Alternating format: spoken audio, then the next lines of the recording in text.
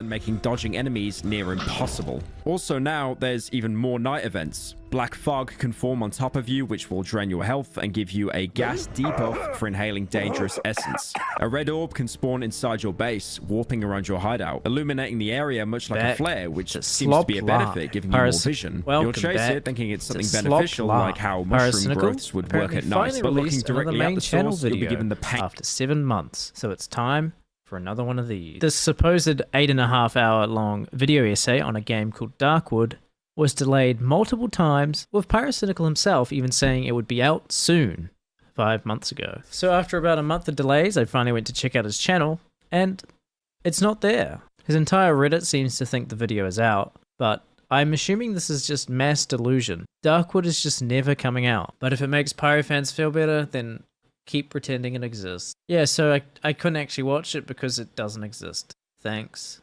for pain debuff, damaging you whenever you maintain eye contact, with the icon being a melted face. You'll also encounter a brand new enemy, one that you could have seen back in the Silent Forest, although it's much more common here. You'll hear a large number of crows overhead, and after that, nothing, until you hear slow, heavy footsteps closing in on you.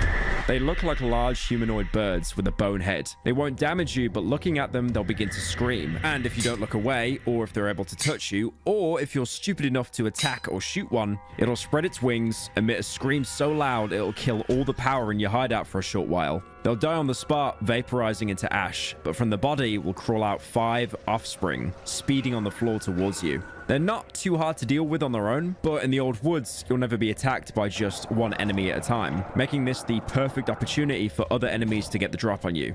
This is the Banshee, and is one of the reasons why surviving a night at the Old Woods is so difficult. You can never kill a Banshee without spawning its offspring. If you set up any preventatives like fire or bear traps, it'll simply glide over them. If you're forced to piss off a Banshee, you can quickly throw a Molotov onto its body, hoping it kills the offspring before they can attack you. The Banshee and its babies never have any loot on them, another indicator that you should always stay away from them unless you have to engage. I've seen people on the wiki say the best course of action is just to look away and stare at a wall, hoping the Banshee will leave them alone. Yeah, try and apply that same logic to the rabid dogs and chompers that are trying to break in as well. Interestingly, the Banshee can't actually break barricades by itself, meaning if you bunker yourself in one of the rooms, the Banshee won't actually be able to get in.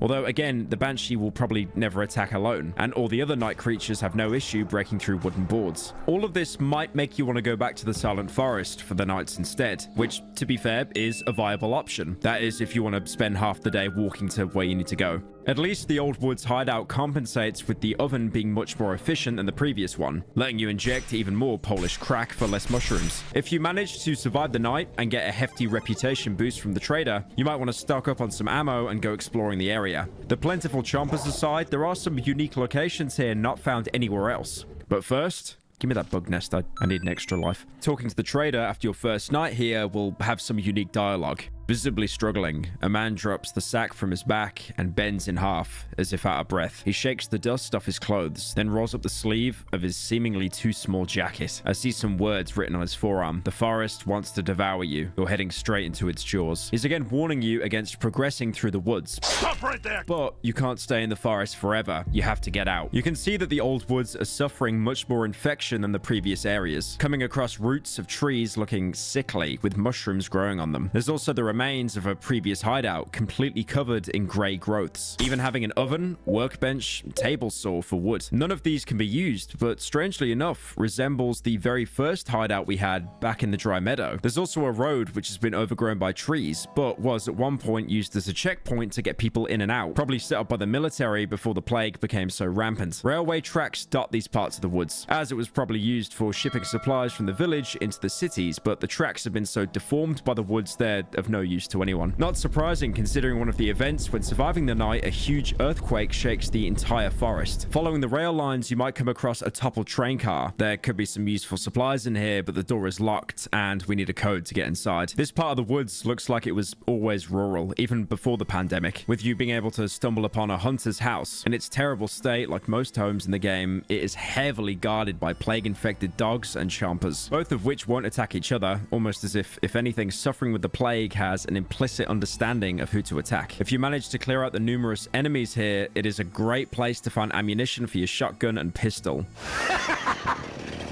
Now that's a lot of ammunition. You can see whoever lived here loved hunting, with seemingly dozens of bear traps scattered all across the house and a huge pile of snare traps all stacked on top of each other. Ransacking the place, you can find some important loot.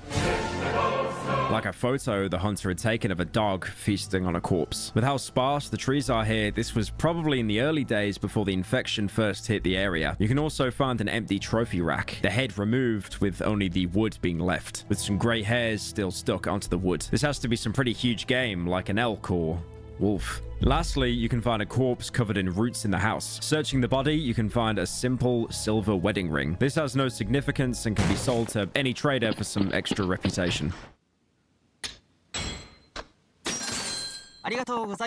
One of the last places you can find, which was marked on your map already if you bought the map from Pietrek in the Silent Forest, is a huge church. The front of the church is collapsed, but going inside, you'd see what would normally hold a congregation. Behind the altar is a door leading to a cellar that's locked with a code. To learn the code, you'll need to collect more items from the oven to level up your character. If you find enough mushrooms, odd meat from infected dogs and chompers, or buy cookables from traders like the delicious red egg, you'll be able to get into tier 3 of the skill tree, which will give you 3 positive perks and 2 negative perks. Careful Step is a passive perk that grants you a single instance to ignore the effects of a trap for each day. This includes bear traps, poisonous mushrooms, or infected bodies that you interact with. I feel this perk is mostly useless because by now you'll be aware of the hazards that the Darkwood has and you'll be able to avoid them as best as you can.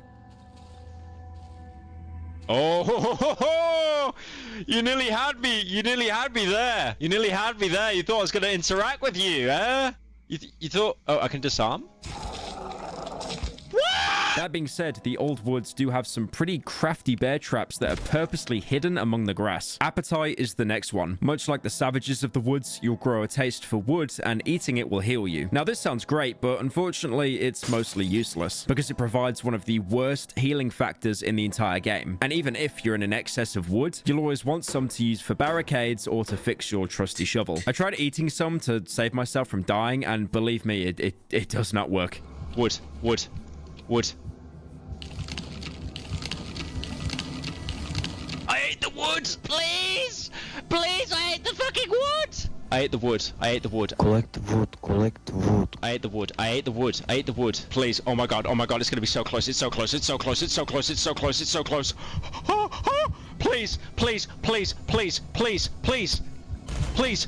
Fuck's sake! Yeah, and then it disappears as soon as I die. Yep, okay. Funnily enough, this skill is actually a reference to what some of the Polish did in World War II. When food was so scarce, they actually had to marinate wood and eat it. The only worthwhile perk on this tree is Scream, giving the protagonist once a day the ability to emit such a terrifying shout, it'll scare away most enemies around him. Now, this is great if you're being attacked by enemies from different angles. Your Scream will make them flee away from your line of sight, but they'll still be hostile if they see you again afterwards. This is the single best get out of jail card in the entire game. The only enemy it won't scare off is the Banshee, because of course it doesn't.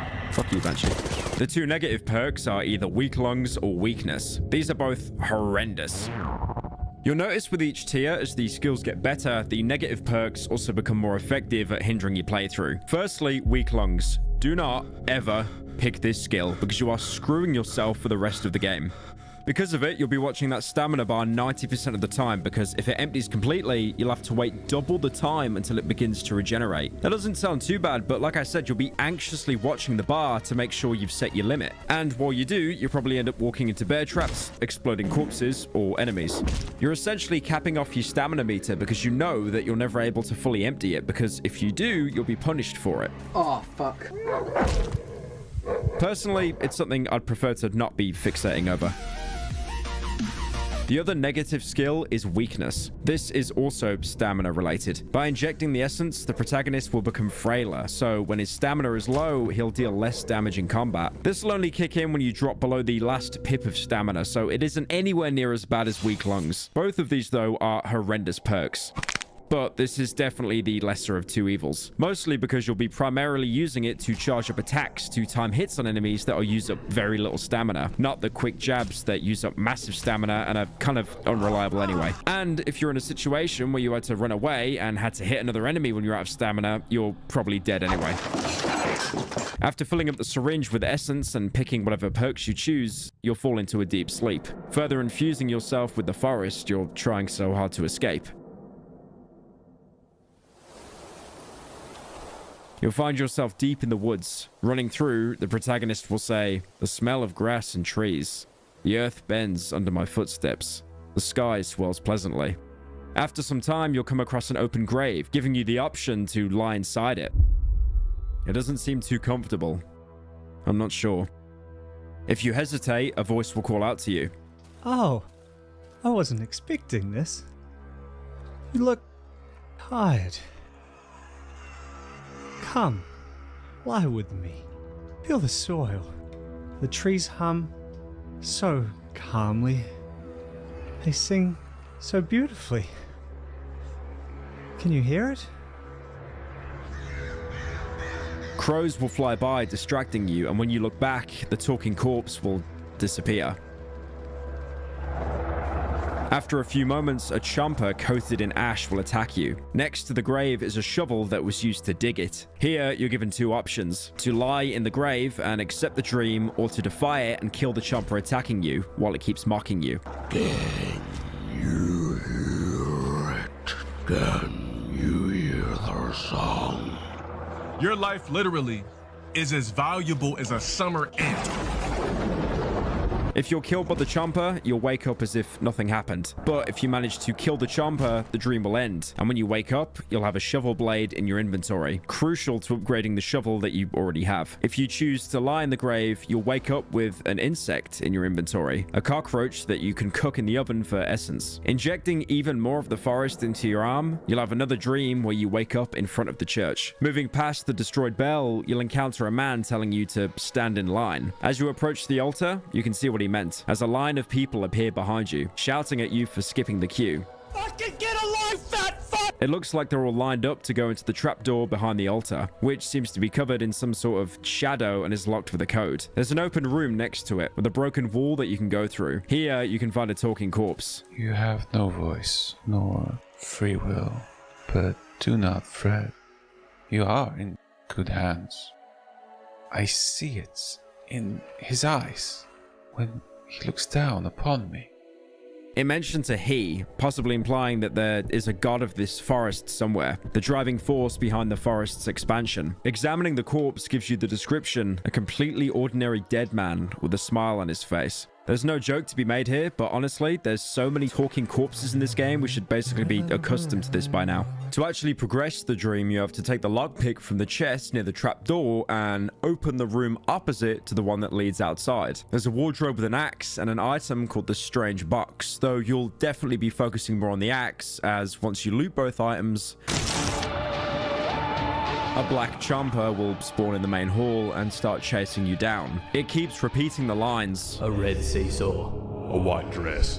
a black box for my girls. A red seesaw. A white dress. A black box for my girls.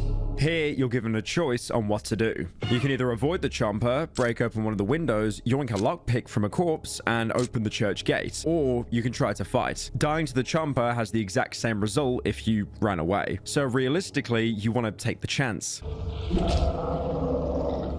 Killing the chomper, you can find a medallion on its corpse. It depicts a distorted photo of two young girls with the trapdoor code scratched into the bottom of the picture. Going back to the main area and opening the trapdoor ends the dream.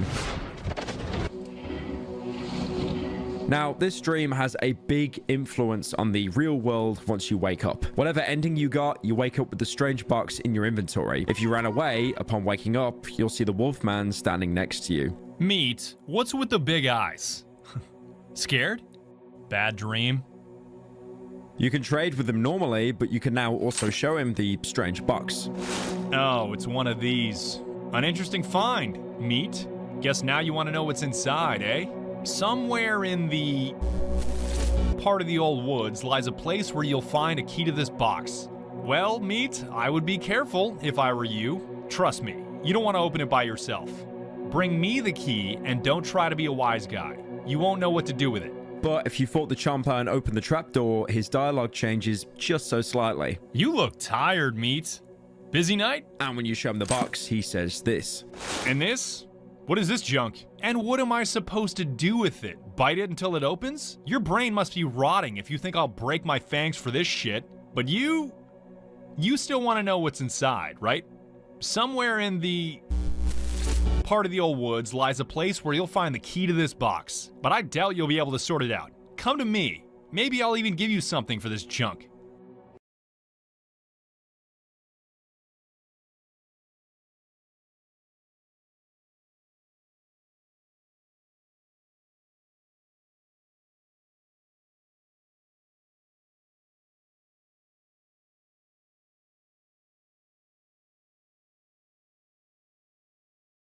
If you died or ran away from the dream, the Wolfman considers you a coward, talking down to you. I have 4 wise guy. But if you chose to fight your way out, he treats you with a little bit more respect.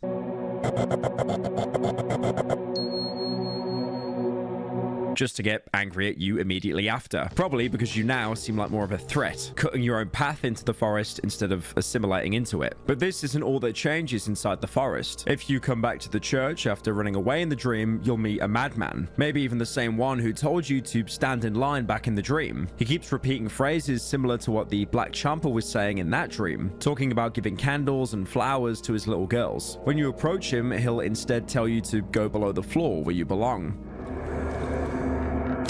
He'll also tell you the combination for the trapdoor so you can go inside.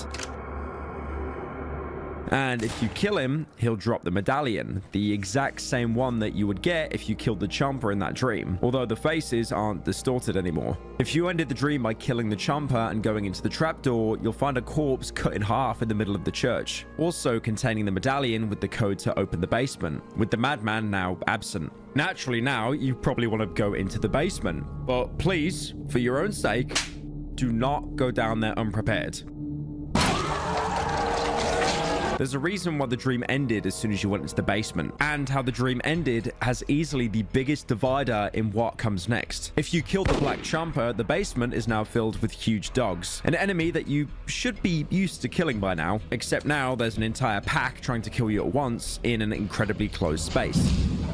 By the way, that's the good outcome. If you died or ran away in the dream, the dogs are replaced with red Champas, which, as you probably know now, are extremely dangerous. And like I said earlier, the basement is incredibly cramped. The cellar itself looks like it was used as a hiding space for survivors, with corpses lying in makeshift beds everywhere. This is probably what everyone was lining up to do during the dream. They were trying to get into the basement to use it as a safe house.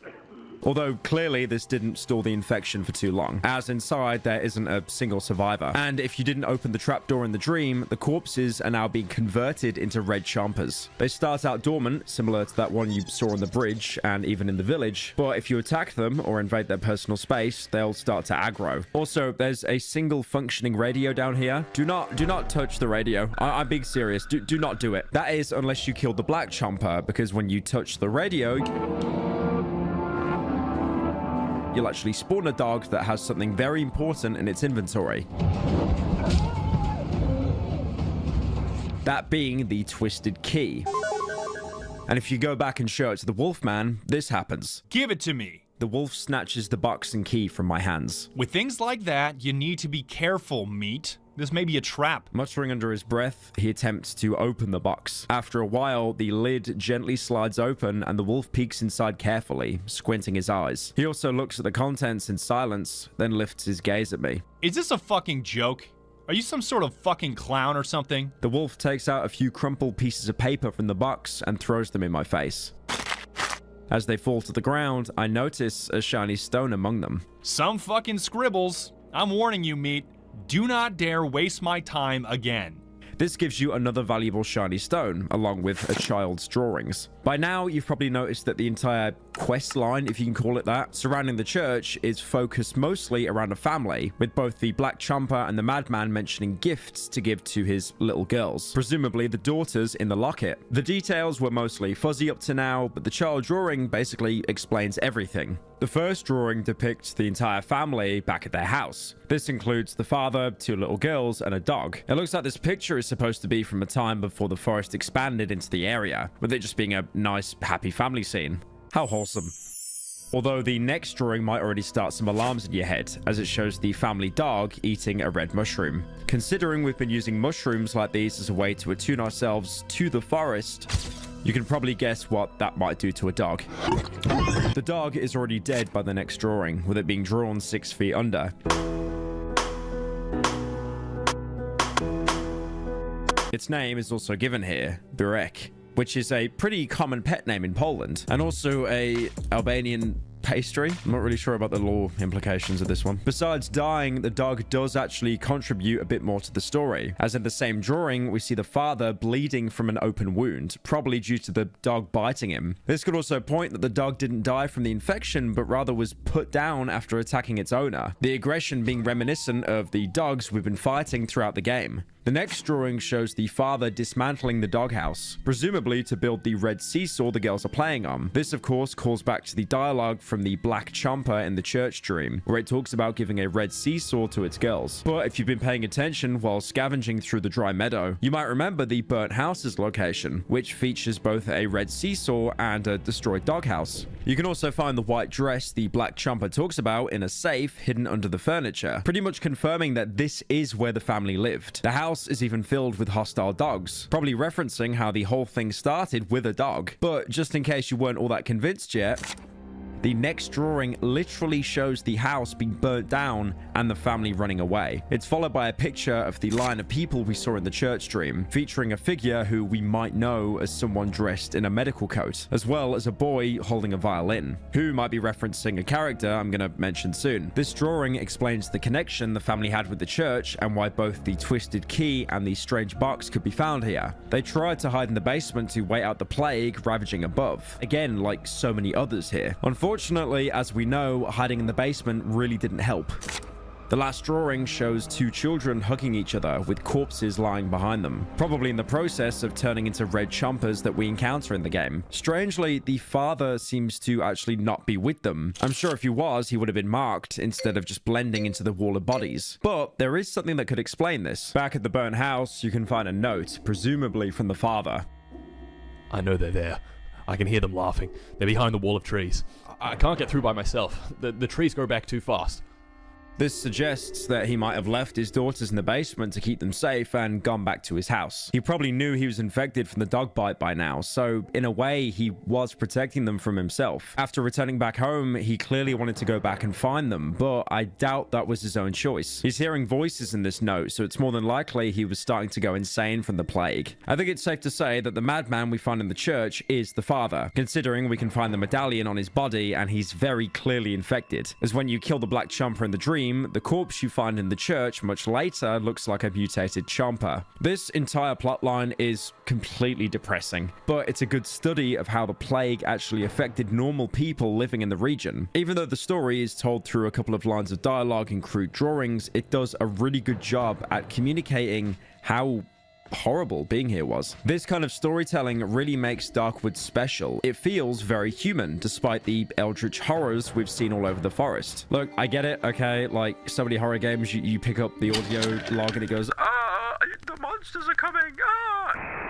and it cuts to static. But this is a completely optional plotline that we really didn't even have to interact with, and it's communicated in a much more organic way. Interestingly enough, the child's drawings used to be accessible in a completely different way in previous versions of the game. Back at the church outside the dream, you could find a burnt piece of paper with a Bible passage inside. The Bible? The passage in question was Psalm 91, verses 3 to 6. And while it might sound weird to get so specific, this was actually quite important. At the top of the piece of paper, you can see a mirrored website address.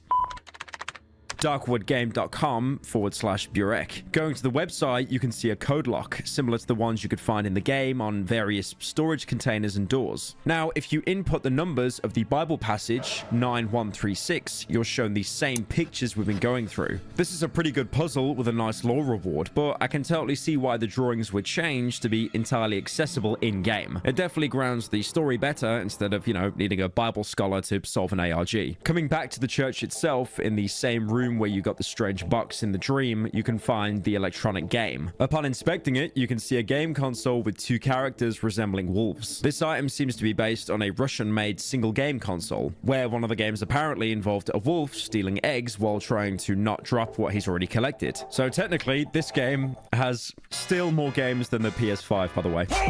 Another Slavic game where you can find the exact same handheld is in Herat, which is like this really cool original Doom boomer shooter. In that, you can also find a handheld game, but in Herat, you can actually play it. It's an unlicensed clone of Egg, which was a title in Nintendo's Game & Watch line. Have you seen this? He's got sunglasses on. The wolf in both iterations wasn't actually in Game & Watch, but was based on a Soviet-Russian cartoon called Just You Wait. The cartoon itself was about a wolf trying to eat a rabbit, so basically Tom and Jerry, but for gopniks. The handheld game is another item you can show the Wolfman, which prompts this pretty funny dialogue.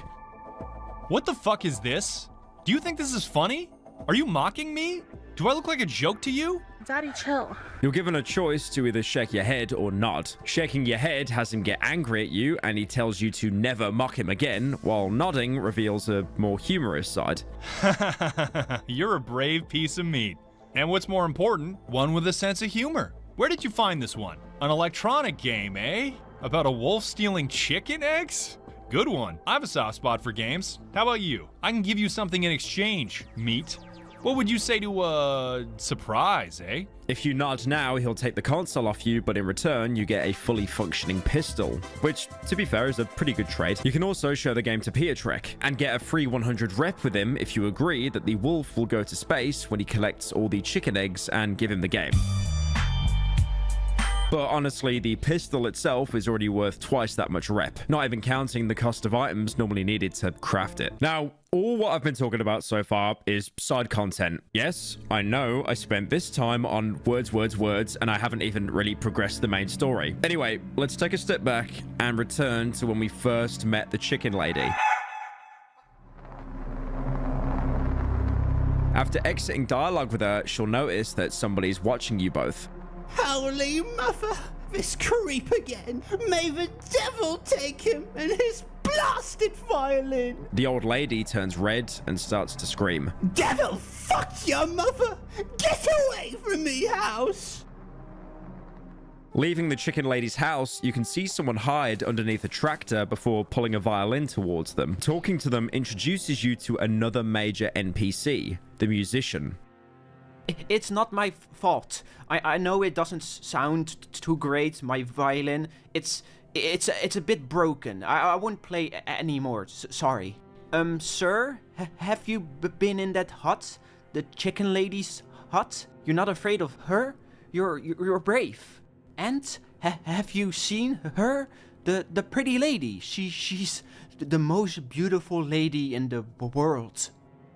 I watched her through the cracks in the window. She changes when I watch her, gets more beautiful. I play for her. I want her to be happy, because she doesn't seem to be. The chicken lady locked her in that room. She keeps her there. She envies her. She won't allow anyone to see her, even me. She knows very well that during the last Kupala night, I fished out that pretty lady's wrath from the river. Yes, sir, the chicken lady knows what it means. Oh yes, I will become the pretty lady's husband. We will walk hand in hand. Sir, I will play for her. Mister, sir? I tried to release her, but the chicken lady, she chased me off. She always does. I also looked for the second key at Mr. Jan's, but now he's disappeared. I don't know how to get into his house. Kupala Night, or Not Kupali, being a major folk holiday with Eastern Slavs. Basically their equivalent of Swedish Midsummer. Midsummer Sweden lunch.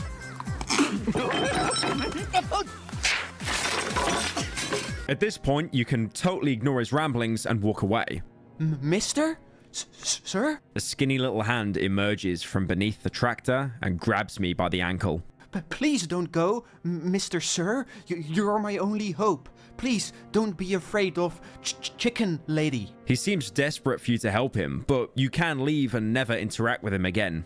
I understand. I'm sorry. Dull thuds can be heard from under the tractor, as if someone was bashing their head against the ground. Stupid, stupid, stupid. Now I will never find this key. Well, maybe near the well. Near the well where I saw Mr. Jan. Mr. Jan will have the key. Him mentioning a key, the same key you've been looking for, might pique your interest. So you can talk to him again and agree to hear him out. So kind. So very kind. You are just like him, my daddy. But my papa has changed, mister. Just like my mommy. They will not listen to me. They won't hear how sad I am, sir. Oh, but am I not boring you, sir? Please don't go. Please hear me out. Don't go. Nervous grunting can be heard from underneath the tractor. Perhaps you could help me? This is where the game diverges into two paths, because both the musician and the wolfman want what's behind the chicken lady's door. Investigating the door, you can hear raspy breathing, but not much else. Only called the pretty lady by the musician. The boy just wants to play music for her, but the wolfman's intentions are much less obvious. Both of them want you to find a key to a locked door and bring it to them so they can get to whatever's inside. Lastly, he'll mark on your map where he resides. Please find the key, good sir, to the pretty lady's room. The chicken lady has it. Well, Mr. Jan also has it. I saw him recently near the well. He used to play with me. We threw rocks into the well and looked into our reflections while making silly faces. Daddy used to say not to do it, else my face will stay that way. Now the water in the well is always hazy. It shows these weird images.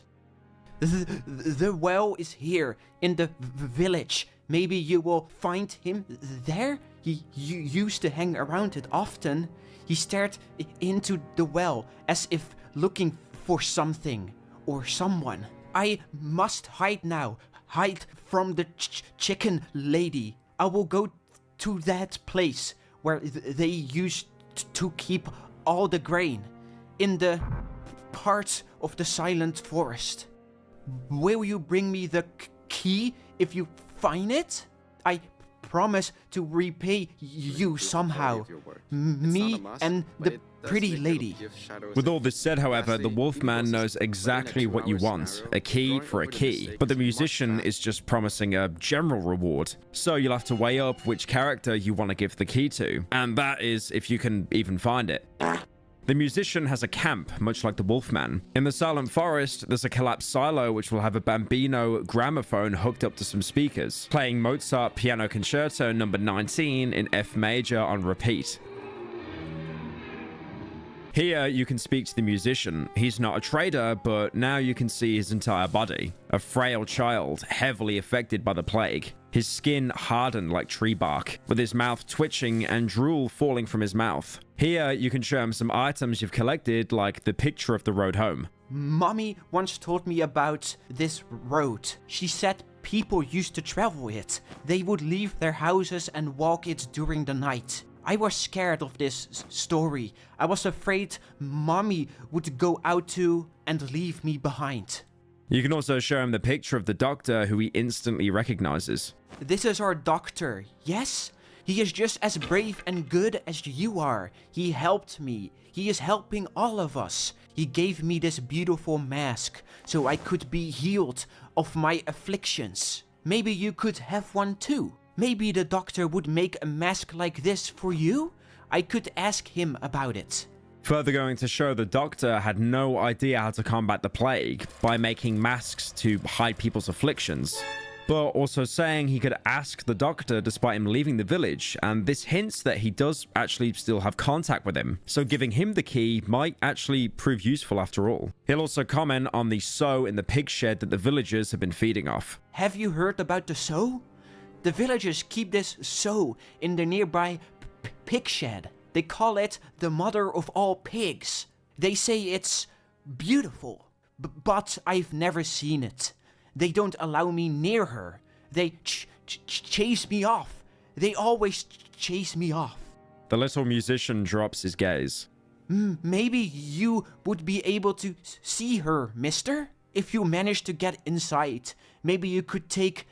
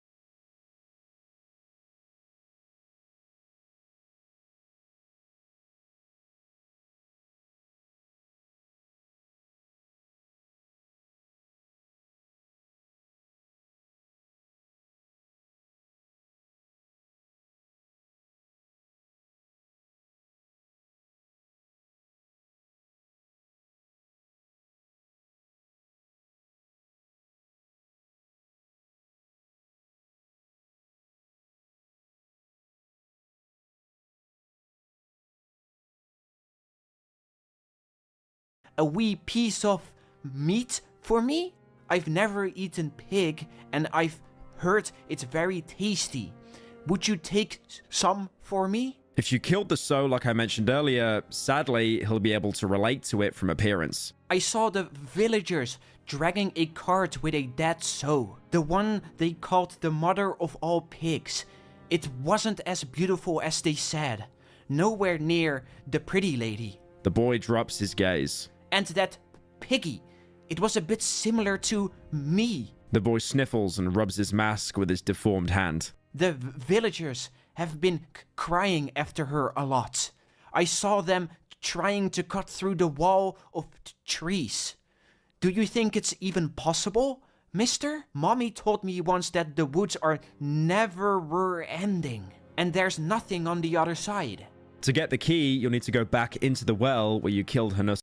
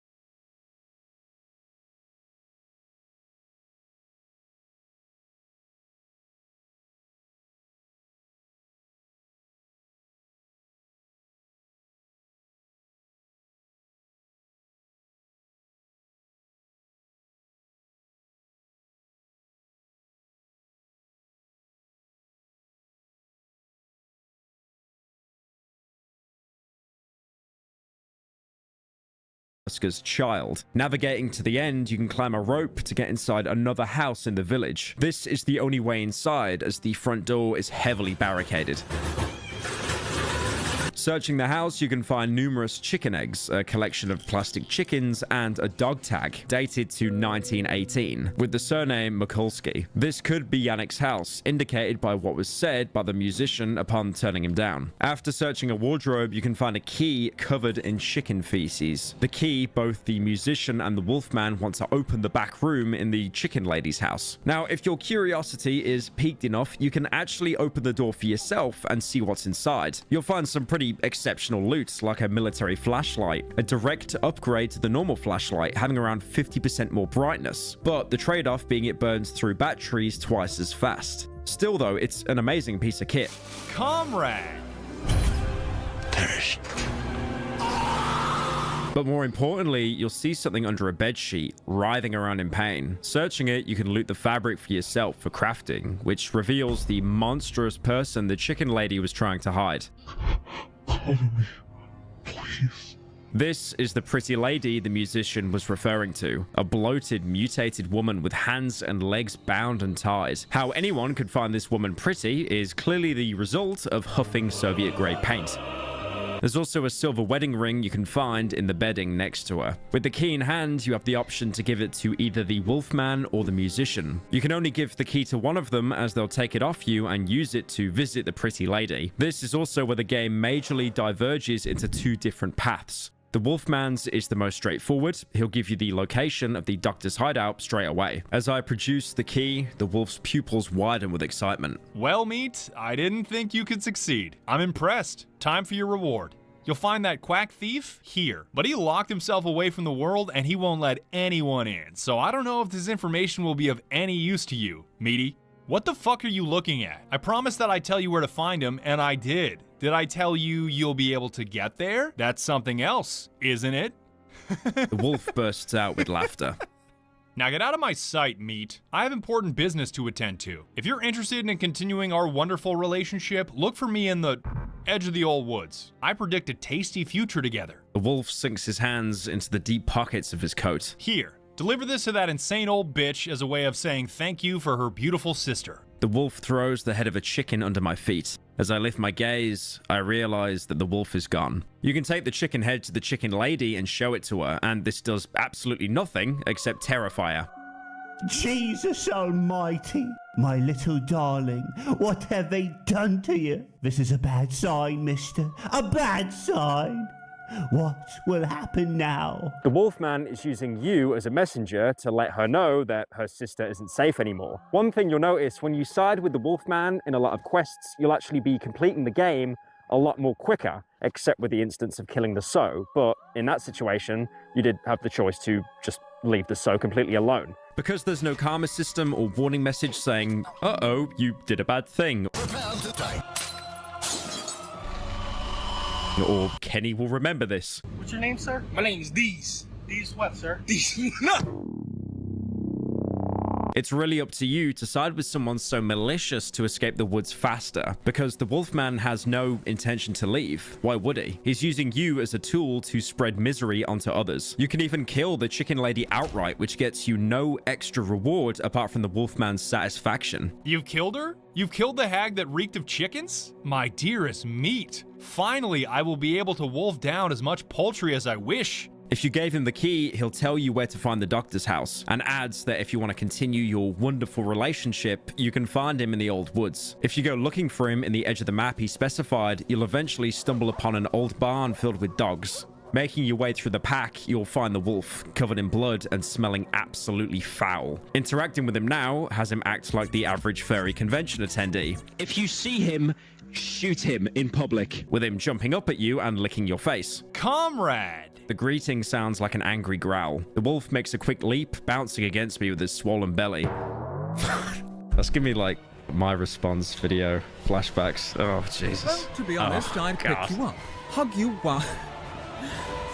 He puts his paws on my shoulders. He ostentatiously licks my face. What a gift have you given me? I notice fresh bloodstains on his fur and feel streaks of his saliva dripping onto my coat. He leans towards me as if he wanted to say something to my ear. You can now either push him away or do nothing. If you're a normal person and don't want to have your personal space invaded by, you know, an anthropomorphic wolf covered in blood, you would probably push him away. The wolf takes 2 steps back. I can only see a row of filthy, sharp teeth underneath his hood. Well, look at this, ladies and gentlemen. He's apparently addressing the stuffed human corpses sitting by the walls. This carcass thinks he's better than you. This rotten pile of meat must be delusional. The wolf turns towards me, adjusting his coat. Are you pretending to be human, or are you just cracking jokes? I'll help you recover your stupid key. I'll take you back to the doctor's house. I'm sure you'll find some clues on how to reach his current hideout while there. You two will have a little chat, you'll get back what you've lost, and then nothing will keep you from getting the fuck out of my part of the woods. Do you hear me, meat? You will pack your bags, dive into that stinking hole of yours, and dis-a-fucking-peer. And? Are we going, comrade? Stinking hole. This option has Wolfman reward you with a hunting rifle, a pretty decent long-range gun you won't be able to obtain otherwise for quite some time. However, as we already know in Darkwood, the reasonable choices always make the game harder on you. Choosing to do nothing instead will have him do this. The wolf squeezes my arms and starts licking my face. Once from the left side, once from the right side. Comrade meat. His breath stinks of rot. What would I ever do without you? You're not such a worthless piece of carcass as you look. Thanks to you, I feel fulfilled. I got my girl, my sweet little lady back. Hard to believe the same blood flows through the veins of the bitch who reeks of chickens. Suddenly, the wolf sends me back with a powerful push and reaches into his coat pocket. Some object hits the floor. Here, no need to thank me. Now, since that part of the deal is behind us, I'll help you recover your stupid key. I will take you back to the doctor's house. I'm sure you'll find some clues on how to reach his current hideout while there. This does tie into the Wolfman's instructions, apart from the dev just trolling you. It's pretty obvious that the Wolfman wants complete and total dominance over you, and if you abide by his rules, he basically ends up treating you like a pet. Rejecting his hug is a massive act of disobedience. When you do that, it shows that you still have some independence and you're not entirely his lapdog. Entirely. But if we choose to push the wolf away, you get nothing. One single dialogue option just fucked you over from getting a gun worth 400 rep, which is, as we know, a certified Darkwood moment. Also, how the fuck did he keep a hunting rifle in his pocket? But on the other hand, what's wrong with following him? Granted, basically every quest he sent us on was to spread misery onto anyone still alive in the forest. But he has rewarded us every time. Submitting to him did make the journey out the woods easier. And in the end, is that all that really matters? It might be demeaning to become his servant, but dignity doesn't really matter when you're a half corpse stuck inside a forest intent on killing everything inside. Before you even find the Wolfman in the previous room, you can see the pretty lady, now a half-eaten corpse. This was the Wolfman's end goal, and seemingly something he was obsessing about for a long time, evidenced by how happy he is, saying he's finally fulfilled. We're not sure where this obsession comes from, but unfortunately, it looks like we won't be getting any answers anytime soon, as this is pretty much your last interaction with him. The Wolfman will also give you the option of taking you to the doctor's house. Pretty useful, since walking there can easily take multiple in-game hours depending on how lucky you are with the random placement. If you choose not to go with the wolf and instead leave his barn yourself, you can go to the other side where you came from and find a wooden door. You can't open it without a key, but it's wooden, meaning your shovel can make quick work of it. Turns out you could have just done that from the beginning instead of fighting your way through the XL Bully Rescue Shelter. Fuck you, Fido! And finally, after that, you can go to the doctor's house. The first thing you'll notice when you arrive is the area seems to have been flooded somewhat, with only the road in the middle being dry ground. Thankfully, the time here is frozen, much like back in the village. Fun fact, going into this area can actually cause the in-game timer to have an aneurysm and set the time back to some random value. Apparently, the time it resets to is depending on what time it is when you first visited the area. You can even exploit this for infinite days if that time happens to be early morning. Surely you wouldn't do that, would you? You're not a cheater. Following the road, you'll first encounter a collapsed shack. It looks like half of it has seemingly fell off a cliff, one that was probably created by the forest's roots expanding on the ground. Inside, you can find a locked wooden door. Again, easy work for your shovel. There's a corpse inside the room holding an axe and an odd stone. Now, you might remember how I called the axe craft a scam. Well, I'll let you in on just a little secret. You won't actually be able to craft it for quite some time, even after visiting the doctor's house. And most playthroughs will end up taking you here anyway. So you can get a free axe instead of wasting 450 rep on a trade and waiting 20 hours. Again, absolutely peak game design. There's also the odd stone worth 60 rep, not to be confused with the shiny stone we've been seeing everywhere. It looks like a plate of oatmeal. In the current version, it has absolutely no use. It's just a barter item. However, in old alpha versions, this item was actually used to make potions, items you could use to permanently increase either your health or your stamina. Now, this would have made the game easier, which I'm sure the devs would not have wanted, so I'm not surprised at all that they were removed from the game, especially considering how important the health and stamina bottlenecks are for gameplay, instead being replaced with the essence abilities, which not only force you to pick a negative perk, but also give you more interesting options than just a stat boost. What happened to the potions you'd be able to craft from odd stones? They were a thing, I think, in the early alpha versions, right? Random world where you started at the center and you could use those potions to level up your health and stamina. They were removed in favor of skills that improve those stats, but I don't remember why. Just because of balancing issues? I think the map constructions changed to biomes, and we figure out that it will be better to also place the items that are making, that are like developing your character also. It's going to be better. Yeah, because the essence is like the main leveling up system now, so I guess that just kind of became outdated.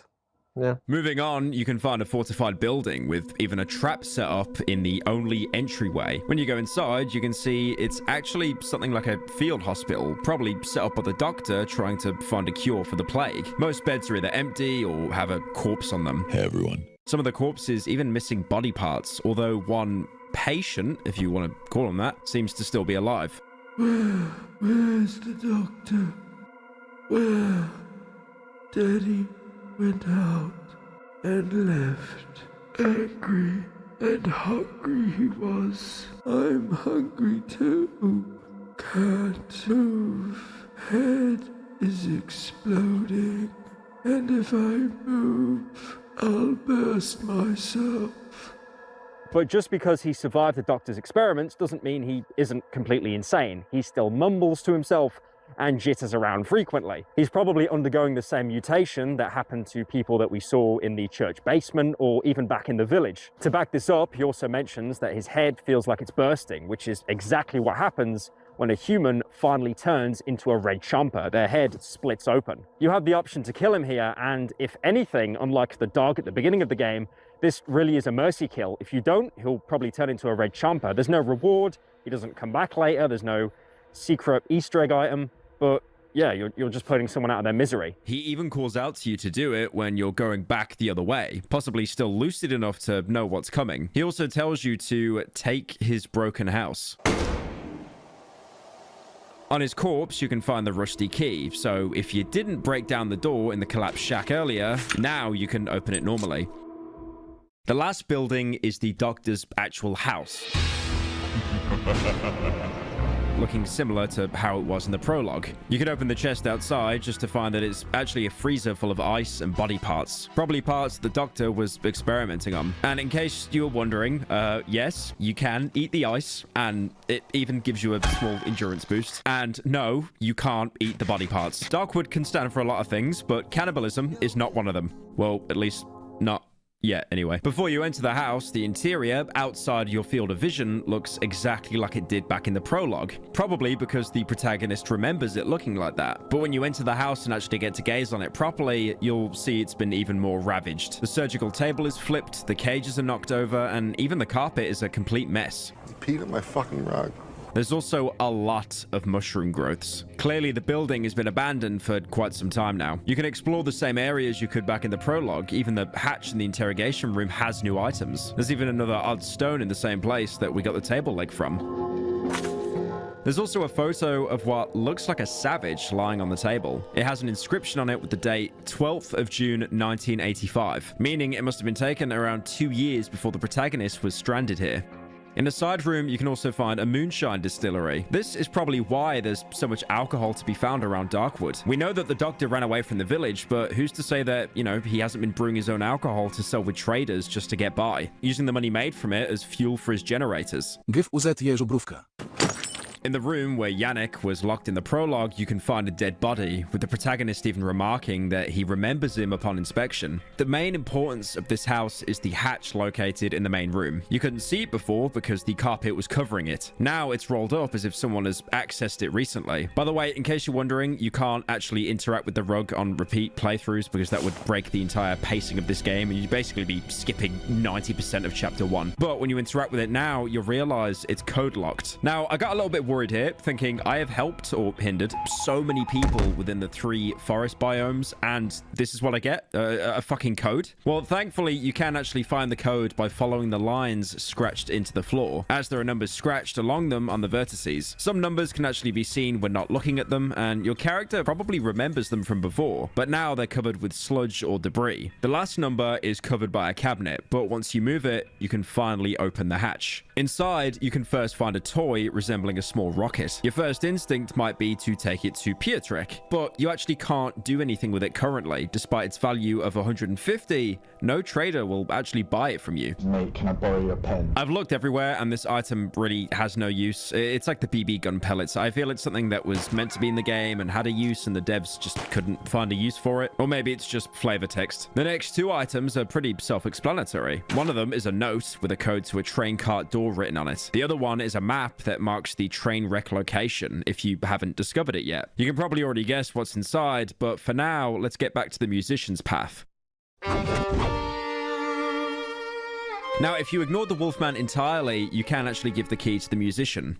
Yes, you're amazing, mister, sir. Thank you. The boy shuffles his legs. He's visibly excited, but also seems uncomfortable. Sir, now I have the key, but don't have the courage. She's too beautiful, my pretty lady. Just look at this violin, mister. She will laugh at me, and it is her I always play for. One of the strings securing his mask falls off, together with his ear. The boy reattaches it as if nothing happened. But maybe my mom has this beautiful violin. I would ask her to borrow it to me, but she's too angry with me. Could you please convince her to borrow it to me? I'll give you a card with drawings for her to apologize. When she gets it, she will surely stop being angry and she will borrow us the violin. It's behind the cupboard. My mommy always hides it there. Please, mister, bring me this violin. You're not afraid of anything. Anyway, there's nothing to be scared of. You will find my parents' house in the part of the old woods. If you come back with my mom's violin, I will try to get you an appointment with the doctor because you look pretty sickly. I will be waiting for you near the old church in the part of old woods. Now, unlike the Wolfman, the musician won't directly tell you where the doctor is. Instead, he'll just reward you with a chestnut doll that's entirely pointless. You can't trade it. It doesn't do anything. I guess it just looks kind of cute. To get the doctor's location, you'll have to do a second request for him, which is to travel to his parents' house and retrieve a violin. Marked as creepy house on the map, you'll see it's a badly damaged house like most other places in Darkwood. But inside, you'll find a half-dead man. Pale, withered skin, hollow eyes, teeth black as night. He looks dead alright, but he's still moving. Anything he says to the player is incredibly hard to understand. Inside one of the chests, you can find a chestnut man, similar to the doll he gave you, so this is definitely his house. Inside the bathroom, you can find a woman sat in a tub, half dead, just like the man. She's been lying in this water for quite a while. The protagonist will also remark that the floor around the wardrobe is heavily scratched. Someone must have moved it frequently. Now, I know this is a little bit obvious, kind of like getting a hint come up on the top left of the screen, but, you know, some people need a bit of guidance in these games. Oh, fuck you. Dude, fuck this. Are you shitting me? Dragging it across, you'll see an opening with the violin. Taking it, you'll hear something from the woman sat in the tub.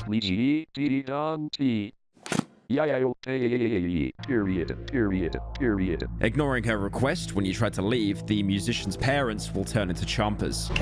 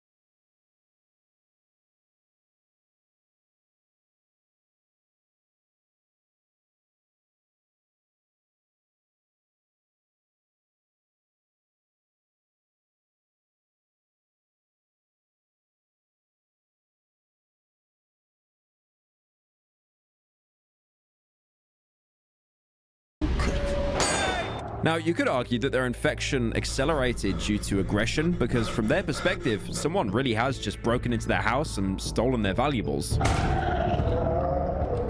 But regardless of that, escaping, you return to the musician. Gee, you did it? This is my mom's violin. So beautiful. Was she happy about the drawing? Is she feeling well? The kid stares at the violin with bated breath. Now I can play my pretty lady a visit. I will play her a serenade. Will you visit me at my parents' house, mister? If they borrowed you the violin, they surely aren't angry with me anymore. Ah, I almost forgot. We have an appointment with the doctor. He was happy to learn about a new patient. I told him about you. He's inside the train wreck in the edge of the old woods. Now, this should be a good ending for him. I mean, you know, we helped him get his violin, but the next day, if you do visit his house, you'll see his body being mauled at by his parents, probably still fueled by the blind rage of you robbing their house. Stay out of my territory. After finishing off the parents, you can take the violin off his body, although it's useless as it can't be sold. You can probably use it as the first of many reminders that everyone you encounter ends up worse. But if you take the musician's advice, you can actually leave the picture he gave you with his mum, which will thankfully stop them turning when you take the violin, probably distracted by one of the last happy memories they had of their child. But again, if you return the next day, they would have already succumbed to the plague and, as chompers, again eaten their son. Here's a protein tip. Eat your fresh board. The drawing the musician gives you is a song piece with a character made out of leaves. It was probably just enough of a reminder to pacify them but not actually reverse the infection. The only outcome to save the musician is if you kill the parents at their house before bringing the violin. If you return to the house the next day, you'll see him standing outside with graves that he's dug for his parents, unable to understand that you saved his life. Why did you kill them? The boy silently stares at the ground beneath his feet. He clutches the violin in his hands. Please go away. For this path, this is the last time you'll ever see the musician. Ironically, him mourning his parents or being killed by them is a much better outcome to what happens if you don't help him, but I'll get into that later. Now, on top of the two choices to give the key to the Wolfman or the musician to get to the doctor, there's also the third outcome. Now, if you go back to the village, you can actually kill the pretty lady. But if you do this, this locks you out of either of the paths, making you have to pick up the pieces for yourself. Why did you kill them? The boy silently stares at the ground beneath his feet. He clutches the violin in his hands. Please go away. When you kill her, you can loot the bloodstained shawl from her body and show it to the Wolfman, who also isn't very pleased. What's this? We had a deal, comrade. You were supposed to bring me the key, not use it and try to fuck about with something that doesn't belong to you. I should kill you, you know? Blood for blood. But you caught me on a good day, meat. You can still make up for it. Kill the hag who reeks of chickens too, and the reward will be yours. He'll want you to kill the chicken lady in return for the doctor's location, but before you do, if you're feeling extra evil, you can actually show her the bloodstained shawl. Oh, lordy, lordy. The lady crosses herself 3 times. My sisters, where did you find it? It's all that godless quack's fault. Devil brought him. All he did was prescribe this.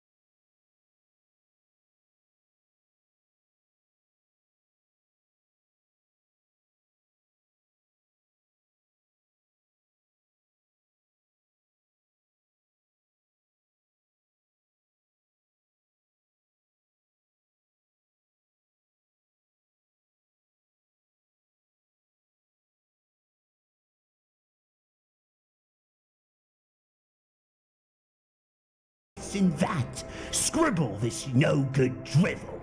To hell with them papers. This is confirmation the pretty lady was actually the chicken lady's sister. She throws a crumpled piece of paper at you, and it's another note from the doctor. Remove growths with a sterilized, washed-in spirits knife. Drink plenty of water. Do not, under any circumstances, untie the legs or hands. In case of emergency, the path to my home is in the edge of the old woods. This is the only way to progress the story if you killed the pretty lady instead of giving either the wolfman or the musician the key. If you instead killed the chicken lady as well, returning to the wolfman, he won't reward you with anything, but at least now you have the option to trade with him again. The old hag is dead. You've been a good dog. What's that, boy? You want a reward? Better fuck off as quick as you can. Interestingly, if you aren't completely honest with the wolfman and don't show him the bloodstained shawl before killing the chicken lady, he'll get even more mad and flip you off. What have you done? We had a deal, Meat. You were supposed to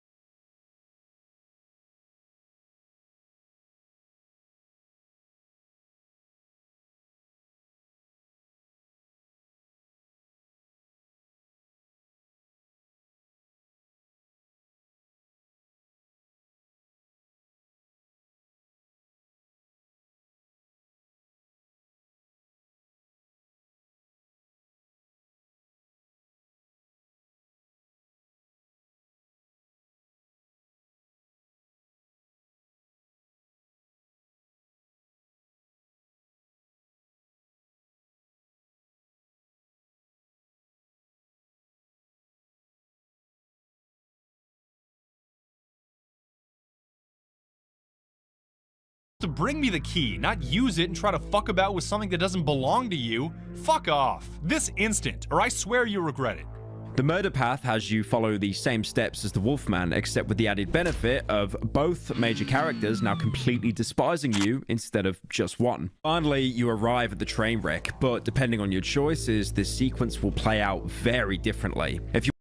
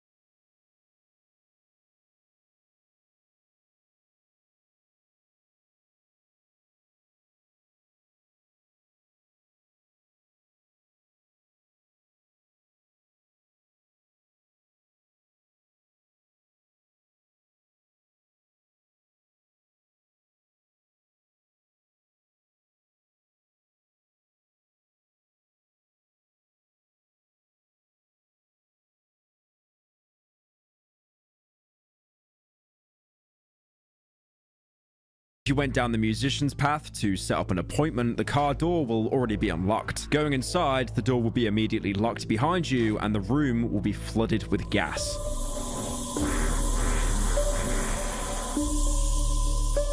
You'll eventually succumb, and when you wake up, the doctor is there to greet you, with both of you being in the exact same place you were in the prologue. The doctor doesn't try to hide his amusement. The boy accidentally set you up. The doctor doesn't try to hide his amusement. You mentioned you'd like to make an appointment. As you can see, I found you just in time. Unfortunately, you won't be able to thank him for it. His face suddenly stiffens. I've waited for you, you rotten dog. You're a rare breed here. Your kind visits us whenever you please. You hide behind the trees, watch us from a distance, and then disappear. I can feel the doctor's cold hand grab me by the jaw, twisting my inert head so he can look me straight into my eyes. Luckily for me, something went wrong. Your companions have left you, and you couldn't handle the woods. I'm not wrong, am I? You had your taste of local life, eh? Did you enjoy it? Do you want more? He takes a full syringe out of his pocket. I'll show you more. Now, apart from the trader, we haven't met a single friendly character in the entire game. Well, one that isn't completely insane. But the way the doctor talks to us, it does hint that we were with another group of people, but we got stranded and isolated from them. And also the fact that when we reach one of the hideouts, we treat it like it's our base. It really does show that we're some kind of authority figure, maybe even military. The game resumes with us now playing as the Doctor again. With the protagonist knocked out on the ground, obviously this is another dream sequence because the Doctor injected us with something to make us more compliant in telling us where the bunker is. Keep in mind, he has the key already. He only needs to know where the bunker is to use it. Where's the door? Running through the train car, you'll see moments of the Doctor's life before he fled the village. Visions of the plague spreading across villages, even one of the first cases of a woman in bed in agony. She was feeling well this morning. In another room, you'll see the same woman slowly transforming into the pretty lady, with the locals having no idea how to treat her. Fetch the doctor. My brews are not working. We're still playing as the protagonist, sedated, but due to whatever we were jabbed with and also the seemingly mystical properties of the forest, we're seeing the Doctor's trauma through our own eyes, even when he had to cut his losses and escape the village. Where the hell do you think you're going? You haven't done anything for her yet. You can interact with the Doctor's medical bag, which gives you the last treatment that he gave for the pretty lady. I tied up her hands and legs and gave her a sedative so that she doesn't hurt anymore. That's all I can do for her. Now, it's obvious the doctor wasn't a hack or lazy, he just had no idea how to treat the plague, so he'd prescribe people bizarre concoctions in order to usually either put them to sleep or as a placebo while he was working on something that might actually be a treatment. Obviously that never happened, and he realized that his head was on the chopping block because the village blamed him, so he slipped out. Get your fucking charlatan, you're completely useless. The pretty lady might have even been patient zero for the village, but you'll quickly see other villagers become infected, begging the Doctor for help while he tries to leave. It hurts. Help. Do something. Save us. Doctor, I beg you. Eventually, the Doctor will find the protagonist again, focusing his attention on dulling out his trauma to perform his interrogation. I feel as if my head is about to explode under the pressure of the train car's walls. Hello, can you hear me? I know you can hear me, motherfucker. I barely recognized the Doctor's blurry image in the dark. You wish this would end, right? You'd like to get out of here. Maybe now you'll understand how it feels to be locked away, surrounded by deformed, rotting bodies, among the cries of those pathetic villagers. How was I supposed to help them? How? First they begged for help, now I have to fucking hide from them. The Doctor falls silent. It feels like whole hours are passing by. Can you hear it? It's the walls. They're talking to me. My girl is talking to me. She's calling me. I know she's waiting for me. I must go back to her. She's so close. His voice breaks down. I want to go back home. Much like the protagonist, the Doctor is having hallucinations. Of the bad wolf! You might remember in the first hideout, the man sat on the bed wanting to go home to escape the nightmare. The pain becomes unbearable. Show me where to find the exit from this accursed place. His silhouette slowly blurs away. Show me where. Where is it? Where?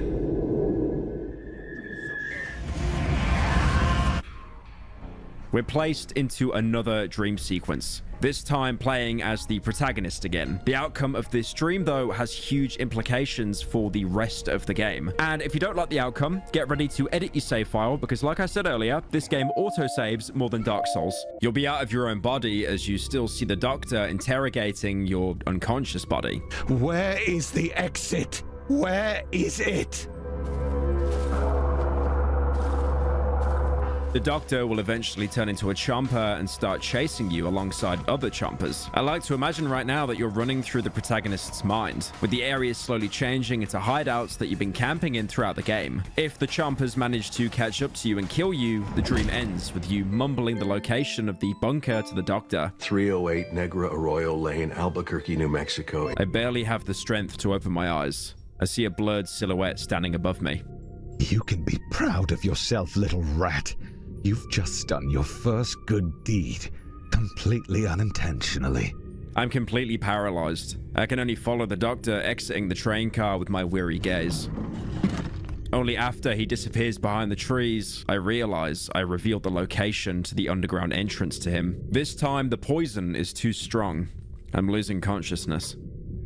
When you come to, the doctor is gone, and now he knows the location of the bunker. Heading to the bunker yourself, you'll see the door has been left open, with him leaving signs on the floor to let villagers know that there is a way out of the forest. As much as he was a bastard to you, and he really was, he's trying to show at least one act of kindness to the village that he tried to help. Complete side note, but if that happens, he'll even take the items you can normally find at the underground entrance, specifically the cigarettes. Very in character, considering his dialogue box always features him holding a smoke in his hand. If you somehow manage to survive the dream and by sheer willpower overcome the doctor's drugs, which gets you an achievement, by the way, if that's motivation, you'll wake up mid-interrogation, which really surprises the doctor. What?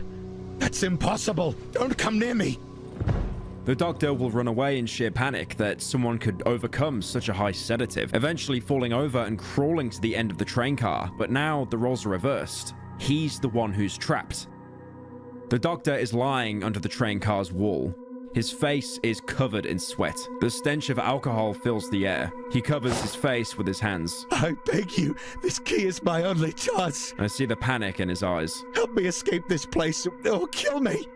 Now, you're given two options. The first is to kill the doctor for all the pain he's put you through. You saw from his perspective that he genuinely wasn't an evil person. He just had no idea how to help a dying village, and he had to escape before he was killed. But despite that, he did still put you through an immense amount of agony, and for that, he does deserve to die. But it doesn't matter.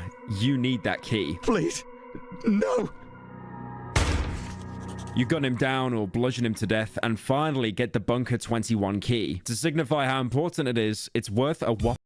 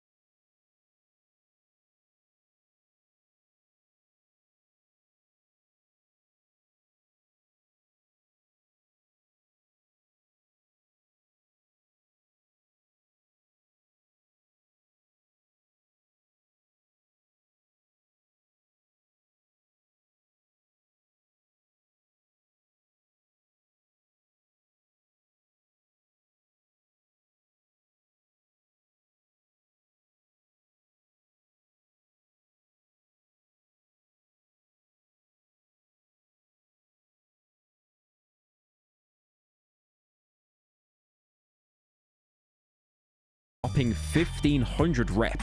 Or, on the other hand, you could show some compassion and, despite everything he's done to you, tell him the location of the underground entrance. Just keep in mind when you tried to help the musician and how that ended.